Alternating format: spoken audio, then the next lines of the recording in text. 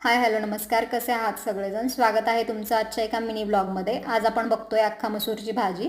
त्यासाठी आपण अख्खा मसूर आधी साफ करून घेतलेला आहे. त्याला 2 ते 3 वेळेस पाण्याने स्वच्छ धुवून घ्यायचं. धुतलेला मसूर जो आहे तो त्यामध्ये थोडंसं पाणी ॲड करून 1 ते 2 तास भिजत ठेवायचं. भिजत ठेवण्याचं कारण हे की तो चांगला शिजला जातो. जर सपोज आपण डायरेक्ट फोडणी दिली तर तो एवढा व्यवस्थित शिजत नाही. त्यामुळे त्याला आधी 1-2 तास भिजवून घ्यायचं आणि त्यानंतर कुकरला ॲड करून 2 ते 3 शिट्ट्या होईपर्यंत शिजवून घ्यायचं. फोडणीसाठी आपण कांदा टोमॅटो मसाले वापरतोय. कांदा टोमॅटो बारीक कट करून घेतलेला आहे. मसूर आपला शिजून तयार झालेला आहे. आता फोडणीसाठी एका पातेल्यामध्ये तेल गरम केले. त्यामध्ये मोहरी टाकूयात. मोहरी चांगली तडतडली की थोडंसं मीठ टाकायचं. मीठ टाकल्यामुळे फोडणी उडणार नाही आपली. त्यानंतर जिरे कांदा वगैरे टाकायचा. कांदा चांगला परतू द्यायचा. त्याला तेल सुटल्यानंतर टोमॅटो टाकायचं.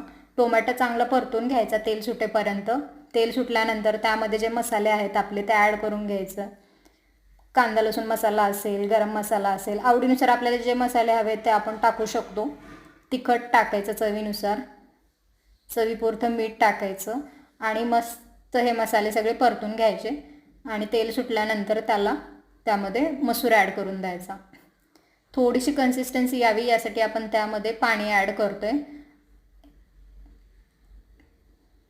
अशा प्रकारे आपला अख्खा मसूर तयार आहे.